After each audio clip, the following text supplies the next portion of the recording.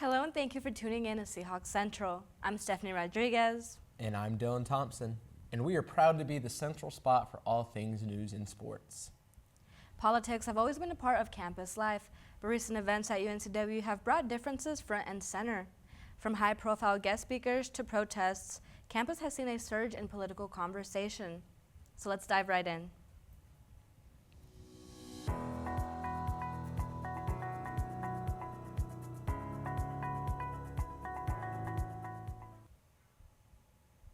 On Monday, October 13th, UNCW welcomed former Vice President Mike Pence as a guest speaker in the Chancellor's Dare to Learn lecture series. Prior to the beginning of the lecture series, the College of Republicans met with Mike Pence backstage to exchange a couple of words and take a photo. I was able to meet with Pence backstage for an interview. And here's what he had to say about his visit, the political climate of our nation, along with a message to future student leaders. Well, I think the most important thing to say to young people is that it's going to be your turn one of these days, and to use this time in your life to develop that foundation of convictions and principles, as well as character that will allow you to be the men and women who will lead our communities, our states, and ultimately our nation in the days ahead. There's no challenge that we can't overcome as a country, but it's going to take your generation of leadership to carry our nation forward, and I'm very confident you will. Well, when I was your age, I was something of a young man in a hurry. I felt that I had things to do in the world, and I wanted to get started. But I think the best thing a young person can do in this time of your life is to develop those habits of the heart and the mind that will make you into the kind of leader that our state, our communities, and our nation ultimately needs. Work on the inner man and the inner woman. Work on your character. Decide what it is you believe. Study our Constitution. Study American history.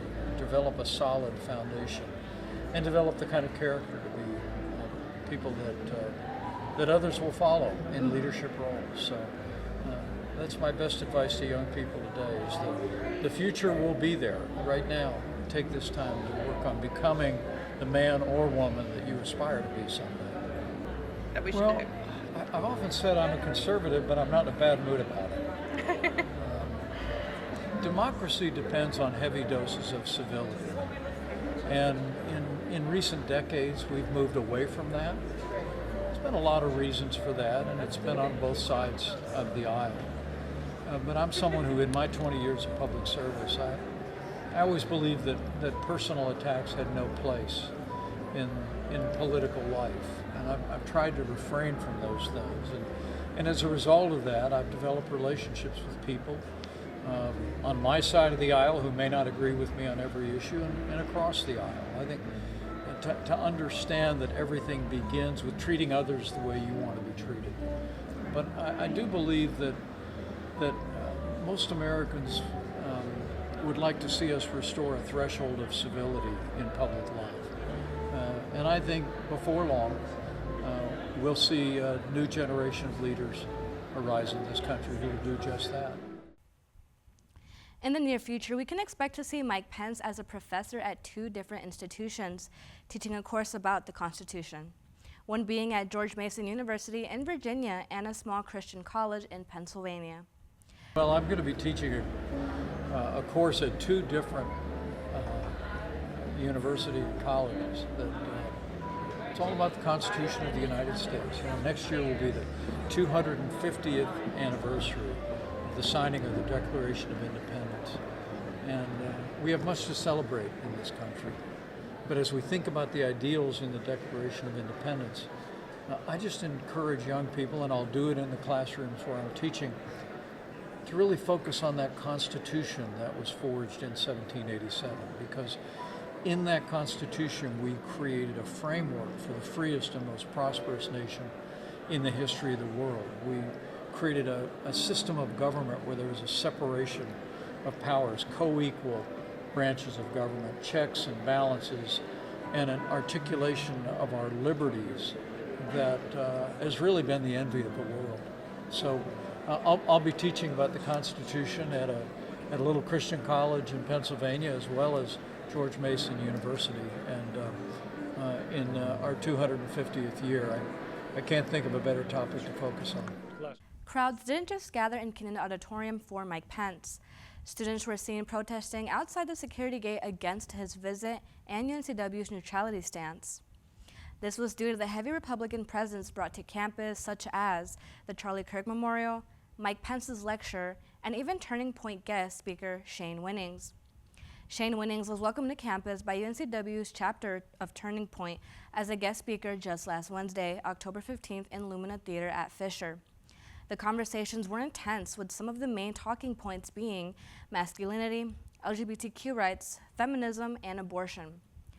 During the event, Winnings stated, "Gay marriage should be outlawed. Women are liberated when they are living their God-given calling, being a stay-at-home mom, and why buy the cow if the milk is free," referring to women.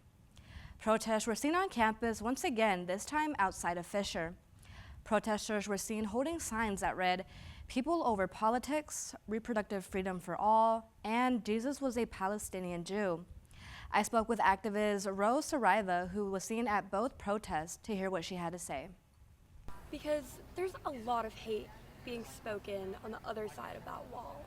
And there's been a lot of hate circulating around campus with Turning Point USA tables and Republican tables saying that trans women aren't real women. So yesterday I sat over there with a sign saying that you are loved, pro-Palestine, pro-women, pro-LGBTQ, pro-black, because people need the reminder. People need to know that people care about them. Because if you just keep absorbing this hate, we're gonna have a suicide epidemic, and that's not okay. So we have to have support systems ready to catch these people, because all of this is really, really loud right now. And it's not just at our school, it's the whole political climate that's going on around us. And people have to know they're loved and there's a spot for them.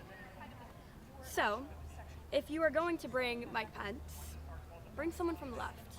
Bring someone to tell the LGBTQ community that they matter. Bring someone to preach for immigration rights, not someone tearing them down. Because if you're gonna speak to one half of our campus, well, it feels like a lot more than half nowadays. But if you were to speak to that group, please speak to the rest. Because your neutrality is fake. UNCW has seen an escalated amount of political action since the Charlie Kirk Memorial on September 15th.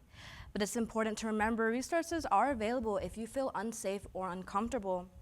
Students may access emotional support through the Counseling Center on the second floor of DePaula Hall in room 2079, or give them a call at 910-962-3746. Now I'll swing things over to Dylan for your latest on sports. Thank you, Stephanie. And while you were all enjoying your fall break, our Seahawks were busy on the fields and courts. To kick things off, we begin at the Coliseum of Chaos.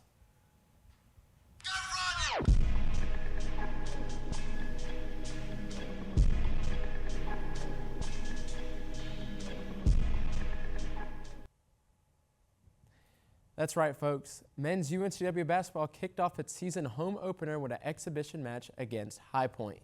The Seahawks took on the Panthers Saturday afternoon as it was a high-scoring affair. While the score didn't end in the Teals' way, there's still a lot to be excited for. New faces made a quick impact on the court, returners filled their leadership roles, and Trask was in full effect. The next matchup for this men will be this upcoming Sunday, once again at Trask Coliseum, where the Hawks will be facing Francis Marion. Over on the Diamond, UNCW took their fall ball schedule to Durham, North Carolina to face the ACC Duke Blue Devils. While the exhibition match did not have an official score, the matchup served as a great opportunity for both coaches and players. The matchup against the ACC opponent set up what is to be a competitive season and a tone setter for what is to be an exciting season for Seahawk baseball. Marie, what's going on with our soccer teams? Well, Dylan, last weekend, UNCW soccer got busy and went undefeated to wrap up this season's home games. The excitement started with the women on Thursday, October 16th, when they faced off against Hofstra and shut them out 2-0. Sophomore Ava Vaughn put the Seahawks on the board just 10 minutes after the game started. Junior Rachel Fry scored the second goal of the game, but the first goal of her career. This big win earned the Lady Seahawks the title of CAA South Division champions, their first time since the 2020 season. On Saturday, October 18th, the men played their final home game of the season against Campbell. After a true nail-biter of a game, your UNCW Seahawks came out victorious with a score of 3-2. Christian Acevedo scored 2 goals and Ethan Newsom scored 1. Finally, the Lady Seahawks had their last home game of the season on Sunday, October 19th against Stony Brook.